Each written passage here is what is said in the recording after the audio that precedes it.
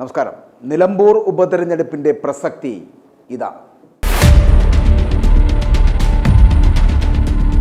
നിലമ്പൂരിൽ പ്രചരണം മുറുകുകയാണ്. പെരുന്നാൾ ആഘോഷങ്ങളൊക്കെ പൊടിപൊടിക്കുമ്പോഴും പ്രചാരണ തിരക്ക് ഒട്ടും തന്നെ കുറഞ്ഞിട്ടില്ല സ്ഥാനാർത്ഥികൾക്ക്.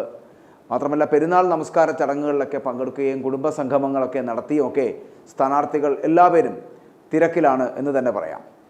മുന്നണി സ്ഥാനാർത്ഥികൾക്കും ഒപ്പം തന്നെ അൻവറിനും പുറമെ മറ്റ് 6 സ്ഥാനാർത്ഥികൾ കൂടി നിലമ്പൂരിൽ ജനവിധി തേടുന്നുമുണ്ട്. പല പ്രശ്നങ്ങൾ ഉയർത്തി വോട്ട് ചോദിക്കുന്ന ഇവരെല്ലാം പ്രചരണത്തിലും വളരെ സജീവമാണ് എന്നുള്ളത്. എന്നാൽ ജയിക്കാനല്ല തൻ്റെ മത്സരം എന്നാണ് നിലമ്പൂർ കോവിലകം അംഗമായിട്ടുള്ള സ്ഥാനാർത്ഥി അടക്കം ഇതുമായിട്ട് ബന്ധപ്പെട്ട് പറയുന്നത് എന്നുള്ളതാണ്. പ്രധാന മുന്നണികൾക്ക് നാട്ടുകാരുടെ നാട്ടംഗമാണ് നിലമ്പൂരിൽ.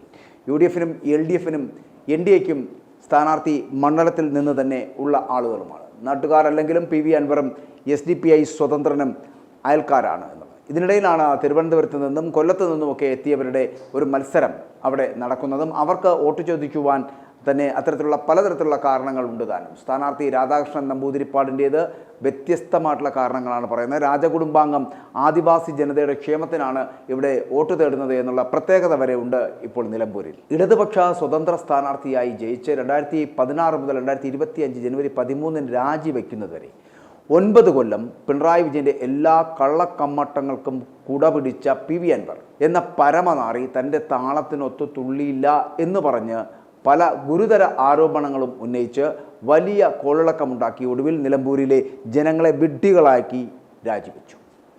നിലമ്പൂരിലെ ജനങ്ങളെ വീണ്ടും ഒരു ഉപതെരഞ്ഞെടുപ്പിലേക്ക് തള്ളിവിട്ടിരിക്കുന്നതും ആ നാറിയാണ്. കൂടുമാറി കോൺഗ്രസ് സ്ഥാനാർത്ഥിയായി വീണ്ടും MLA ആകാൻ ചെന്ന നിലമ്പൂരിലെ കോൺഗ്രസുകാർ ആട്ടിപ്പായിച്ചു.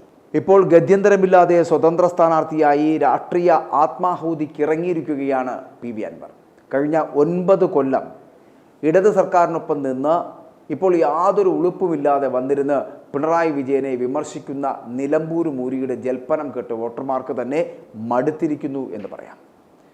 അപ്പോൾ ഈ പേ പിടിച്ചവൻ ഇന്ന് എന്തു പറഞ്ഞാലും ആളുകൾ അത് മുഖവിലിക്കെടുക്കില്ല എന്നതുകൊണ്ട് ഇവൻ്റെ ആരോപണങ്ങൾ കൊണ്ട് പിണറായിക്ക് മൈലേജ് ഉണ്ടാകുന്ന ഒരു സ്ഥിതിയാണ് ഇപ്പോൾ ഉണ്ടായിരിക്കുന്നത്. സീരിയസ്ലി അത്തരത്തിലാണ് ഉണ്ടായിരിക്കുന്നത്. എന്നാൽ ഇന്ന് ഈ 2025 വീണ്ടും ഒരു തിരഞ്ഞെടുപ്പിലേക്ക് നിലമ്പൂരിലെ ജനതയെ തള്ളിവിട്ടത് നിലമ്പൂരുകാർ 2021 തിരഞ്ഞെടുത്ത് നിയമസഭയിലേക്ക് അയച്ച PV അൻവർ തന്നെയാണ്. ഒരു ഉളുപ്പുമില്ലാതെ അയാൾ വീണ്ടും ജനവിധി തേടുന്നത് വിരോധാഭാസമാണ്. എന്തിന് രാജിവെച്ചവനെ വീണ്ടും വിജയിപ്പിക്കണമെന്ന് ജനം തീരുമാനിക്കുക തന്നെ ചെയ്യും. എന്നാൽ ജനത്തിൻ്റെ ഈ ഉപതെരഞ്ഞെടുപ്പിലെ വോട്ട് ആർക്ക് ചെയ്യണമെന്ന് അവർ ഇപ്പോൾ തന്നെ തീരുമാനിച്ചു കഴിഞ്ഞു എന്ന് തന്നെ നമുക്ക് മനസ്സിലാക്കാൻ കഴിയും. കഴിഞ്ഞ 9 വർഷത്തെ പിണറായി വിജയൻ്റെ ഭരണ നേട്ടമാണോ അതോ കോട്ടമാണോ എന്നൊക്കെ വിധിക്കുവാനുള്ള ഒരു അവസരം കൂടിയാണ് ഇത് എന്നുള്ളത്. എന്നാൽ ഈ തിരഞ്ഞെടുപ്പ് ഒരു അഗ്നി പരീക്ഷണം കൂടിയാണ് പിണറായി വിജയന്. കാരണം ജനത്തിനെ ഇങ്ങനെ കൊന്നു തിന്ന ഒരു സർക്കാർ അതുണ്ടായിട്ടുണ്ടോ എന്ന് വേണം ജനം ഇപ്പോൾ ചിന്തിച്ചു തുടങ്ങിയിരിക്കുന്നത്.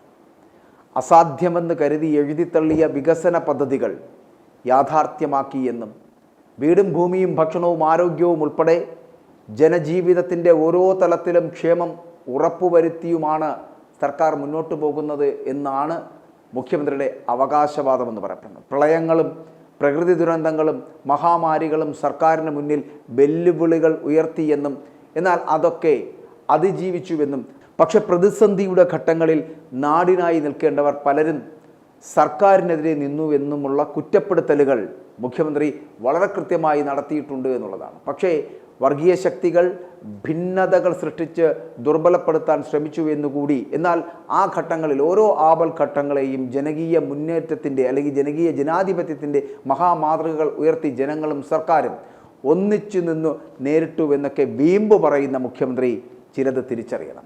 പശ്ചാത്തല സൗകര്യം, വ്യവസായം, സ്റ്റാർട്ടപ്പ്, ഉന്നത പൊതുവിദ്യാഭ്യാസ മേഖലകൾ, പൊതുവാരോഗ്യരംഗം, കൃഷി, ടൂറിസം, ഭക്ഷ്യ പൊതുവിതരണം, ഭൂവിതരണം, ജനക്ഷേമ പദ്ധതികൾ തുടങ്ങി എല്ലാ രംഗങ്ങളിലും കെടുകാര്യസ്ഥതയും അഴിമതിയും അരാജകത്വവുമായിരിക്കുന്നു എന്ന സത്യം പിണറായി വിജയൻ തിരിച്ചറിഞ്ഞാൽ മാത്രം മതി. കേരളത്തിലുണ്ടായ സമാനതകളില്ലാത്ത വികസനത്തെക്കുറിച്ചും വാതോരാതെ പറയുന്ന മുഖ്യൻ 4 ലക്ഷത്തിലധികം കുടുംബങ്ങളെ ഭൂമിയുടെ അവകാശികളാക്കിയത് എന്ന് പറയുമ്പോഴും ഭവനരഹിതരല്ലാത്ത കേരളമെന്ന സ്വപ്നം യാഥാർത്ഥ്യമാക്കാൻ ആരംഭിച്ച ലൈഫ് മിഷൻ പദ്ധതിയെക്കുറിച്ച് എന്തു പറയുന്നു? അതിദരിദ്രമില്ലാത്ത ഇന്ത്യയിലെ ആദ്യ സംസ്ഥാനമാകുവാനുള്ള കേരളത്തിൻ്റെ പ്രവർത്തനങ്ങൾ, ഇവയെക്കുറിച്ച് കൃത്യമായ കണക്ക് പറയുവാൻ കഴിയുമോ ഈ സർക്കാരിനും ഈ മുഖ്യമന്ത്രിക്കും? കഴിയില്ല. ആദ്യ സർക്കാരിലെ കരുത്തുറ്റ ടീമിനെ ഒഴിവാക്കി ഇടതുപക്ഷക്കാരെ പോലും ഞെട്ടിച്ചുകൊണ്ടാണ് പുത്തൻ നിരയുമായിട്ട് പിണറായി രണ്ടാം വട്ടം ഭരണം ആരംഭിച്ചത് നമ്മൾ കണ്ടതാണ്. തുറമുഖ ഭൂപടത്തിൽ കേരളത്തെ അടയാളപ്പെടുത്തി വിഴിഞ്ഞം പദ്ധതി യാഥാർത്ഥ്യമാക്കി എന്ന അവകാശവാദം ആദ്യം ഉന്നയിച്ചു. അതിന് തറക്കല്ലിട്ടപ്പോൾ കാട്ടിക്കൂട്ടിയ പേക്കൂത്തുകൾ ജനം മറന്നിട്ടില്ല എന്ന് ഈ മുഖ്യം മനസ്സിലാക്കുക. പിന്നെ ഭൂമി ഏറ്റെടുത്ത് ദേശീയപാതാ വികസനം നടപ്പാക്കിയെന്ന വീരവാദം, ഇടിഞ്ഞു പൊളിഞ്ഞ് ജീവൻ നഷ്ടപ്പെടുന്ന ഗർത്തങ്ങളായി മാറിയ റോഡുകളെ, ആ റോഡുകളെക്കുറിച്ചുള്ള വീരവാദം നിർത്താൻ സമയമായിരിക്കുന്നു പിണറായി എന്ന് താങ്കളും താങ്കളുടെ മരുമകനും മനസ്സിലാക്കുക. അമേരിക്കൻ റോഡുകളെ തോൽപ്പിക്കുന്ന റോഡ് ഇവിടെ ഉണ്ടാക്കുമെന്ന് പറഞ്ഞപ്പോൾ ഇത്രയും പ്രതീക്ഷിച്ചില്ല എന്നുകൂടി പറയട്ടെ. ഒരു മഴ വന്നപ്പോൾ നമ്മൾ കണ്ടതാണ് കുരിയാട്ടിലും പരിസര പ്രദേശങ്ങളിലും പൊട്ടിത്തകർന്ന റോഡുകൾ. മലയോര തീരദേശ പ്രദേശ വികസനം, സർക്കാർ സേവനങ്ങൾ ഓൺലൈനിലാക്കൽ, അതിദാരിദ്ര്യ നിർമ്മാർജ്ജനം, വ്യാവസായിക മേഖലയിലെ വളർച്ച എന്നിങ്ങനെ 4 വർഷം പൂർത്തിയാക്കുമ്പോൾ ഒരിടത്തുമെത്താത്ത കുറേ എങ്ങുമെത്താത്ത പദ്ധതികളും വാഗ്ദാനങ്ങളും മാത്രം. കൂടാതെ പ്രതിപക്ഷത്തിനൊപ്പം മുന്നണിക്കുള്ളിലെ മറ്റുള്ളവരും നയവ്യതിയാനമെന്ന് വിമർശിക്കുന്ന സ്വകാര്യ സർവകലാശാലകൾക്ക് അനുമതി നൽകലും വിദേശ നിക്ഷേപത്തെ അകമഴിഞ്ഞു സ്വീകരിക്കലും കാലഘട്ടം ആവശ്യപ്പെടുന്ന മാറ്റങ്ങളാണ് എന്ന് പാർട്ടിയും മുഖ്യമന്ത്രിയും വിശദീകരിക്കുമ്പോഴും ജനം ഇവരുടെ ഇരട്ടത്താപ്പ് തിരിച്ചറിയുന്നു എന്ന് മറന്നു പോകരുത്.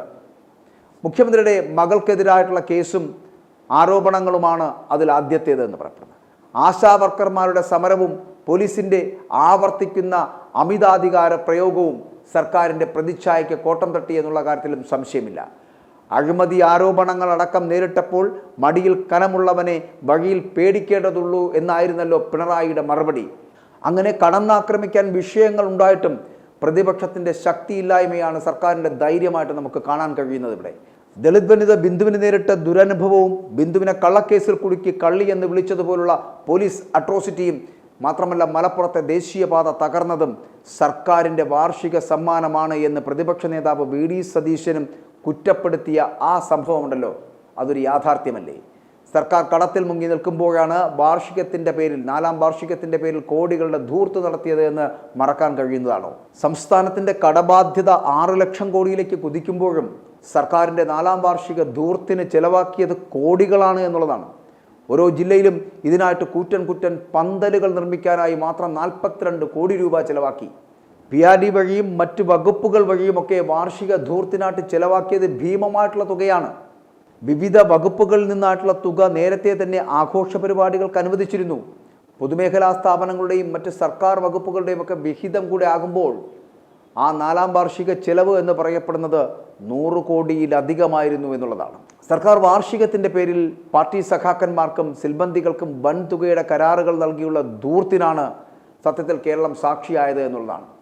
ഊരാളുങ്കൽ ലേബർ സൊസൈറ്റിയുടെ കീഴിലുള്ള കൊല്ലം ചവറയിലെ Indian institute of infrastructure and കൺസ്ട്രക്ഷനാണ് ശീതീകരിച്ച കൂറ്റൻ പന്തലുകൾക്കുള്ള കരാർ നൽകിയിരുന്നതും നടപ്പിലാക്കിയിരുന്നതും. അപ്പോൾ ഇതിനായിട്ടൊക്കെ ഓരോ ജില്ലയിലും കിഫ്ബി 3 കോടി രൂപ വീതം IIICക്ക് നൽകുകയും ചെയ്തിരുന്നു. 42 കോടി രൂപയാണ് ആകെ ചിലവിട്ടത് ഈ ശീതീകരണ വേദികൾക്കായിട്ട്. ഇവന്റ് മാനേജ്മെൻറ്റ് കമ്പനികളുടെ കൺസോർഷ്യം സൗകര്യങ്ങൾ ഒരുക്കി നൽകുന്ന കാഴ്ചയും കണ്ടു. 4ാം വാർഷികത്തിൻ്റെ പരസ്യ പ്രചാരണത്തിനായിട്ട് 25.91 കോടി രൂപ നേരത്തെ തന്നെ അനുവദിക്കുകയും ചെയ്തു. PRD വഴിയാണ് ഇതൊക്കെ നടപ്പാക്കിയത്. ടൂറിസം വകുപ്പിൻ്റെ വകയായിട്ട് 1.65 കോടിയും അനുവദിച്ചിരുന്നു. സർക്കാർ ബജറ്റിന് പുറമെ പൊതുമേഖലാ സ്ഥാപനങ്ങളുടെയും മറ്റ് അർദ്ധ സർക്കാർ സ്ഥാപനങ്ങളുടെ വിഹിതം കൂടെ ചേർത്ത് 4ാം വാർഷിക ധൂർത്ത് എന്ന് പറയപ്പെടുന്ന 100 മുതൽ 200 കോടി രൂപയുടെ കവിഞ്ഞു എന്നാണ് വിവരം. PRD വഴി അനുവദിച്ച 25.91 കോടിയിൽ 15.63 കോടിയും മുഖ്യമന്ത്രിയുടെ ഹോർഡിങ്ങുകൾ സംസ്ഥാനത്ത് തലങ്ങും വിലങ്ങും സ്ഥാപിക്കുവാനാണ് ചിലവഴിച്ചത് എന്നുള്ളതാണ്. ഇതുമാത്രമല്ല, രൂക്ഷമായിട്ടുള്ള ഈ സാമ്പത്തിക പ്രതിസന്ധിക്കിടയിലും വൻ ധൂർത്തുമായിട്ട് ടൂറിസം വകുപ്പും ഒപ്പം ഉണ്ടായിരുന്നു എന്നുള്ളതാണ്. ദുബായിലെയും ഖത്തറിലെയും വിമാനത്താവളങ്ങളിൽ പരസ്യങ്ങൾ നൽകാൻ മാത്രം ചെലവഴിക്കുന്നത് 3 കോടിയോളം രൂപയാണ് എന്നുള്ളതാണ്. അറബ് രാജ്യങ്ങളിൽ സാമൂഹ്യ മാധ്യമ പ്രചരണത്തിനായിട്ട് 2.5 കോടി രൂപയാണ് അനുവദിച്ചത്. 4 മിനിറ്റ് പ്രചാരണ വീഡിയോകൾ തയ്യാറാക്കാൻ അനുവദിച്ചിരിക്കുന്നത് 39 ലക്ഷം രൂപയാണ്. ഇങ്ങനെ ഇപ്പോൾ ഈ ഒരാഴ്ചക്കിടെ ടൂറിസം വകുപ്പ് ആകെ അനുവദിച്ചത് 10 കോടിയോളം രൂപയാണ്. 2 മിനിറ്റുള്ള 4 വീഡിയോ ചെയ്യുന്നതിന് ടൂറിസം വകുപ്പിന് 39.5 ലക്ഷം രൂപ സർക്കാർ അനുവദിച്ചതും നമ്മൾ കണ്ടതാണ്. 4 ന്യൂസ് ലെറ്റർ തയ്യാറാക്കുന്നതിന് 13.25 ലക്ഷം രൂപയാണ് ചിലവഴിക്കുന്നത്. ടൂറിസം വകുപ്പ് മന്ത്രി PA മുഹമ്മദ് റിയാസിൻ്റെ മണ്ഡലത്തിലെ ബേപ്പൂർ ഫെസ്റ്റിൻ്റെ പരസ്യത്തിനായിട്ട് മാത്രം നൽകിയത് 13 ലക്ഷം രൂപയാണ്. ഇങ്ങനെ എണ്ണിയാൽ ഒടുങ്ങാത്ത അഴിമതിയുടെ അരാജകത്വത്തിൻ്റെ പിടിയിലമർന്ന ഒരു സർക്കാരാണ് ഇവിടെ ഭരിക്കുന്നത് എന്ന് ജനം തിരിച്ചറിയുന്നുണ്ട്. അത് മനസ്സിലാക്കാതെ പോകരുത്. സർക്കാർ ഖജനാവ് കാലി എന്നത് പ്രതിപക്ഷത്തിൻ്റെ വ്യാജ ആരോപണമല്ല എന്ന് തെളിഞ്ഞിരിക്കുകയാണ്. എല്ലാ മേഖലയിലും സാമ്പത്തിക പ്രതിസന്ധി ഉണ്ട് എന്നുള്ളത് സത്യമാണ്. കേരളത്തിൽ സർക്കാരുണ്ടെന്ന ഒരു ഫീല് അത് ജനങ്ങൾക്ക് ഇല്ലാതാക്കുന്നു. സർക്കാരിൻ്റെ ഏറ്റവും വലിയ ക്രൂരത ഈ മലയോര മേഖല ജനങ്ങളോടായിരുന്നു. വന്യമൃഗങ്ങൾക്ക് ഭക്ഷണമാകാൻ മലയോരക്കാരെ സർക്കാർ വിട്ടുകൊടുക്കുന്നു എന്ന് പറയേണ്ടിയിരിക്കുന്നു. സർക്കാർ ഇല്ലായ്മയാണ് സംസ്ഥാനം നേരിടുന്ന വെല്ലുവിളി എന്ന് BD സതീശൻ പറഞ്ഞതും നേരാണ് എന്ന് പറയേണ്ടിയിരിക്കുന്നു.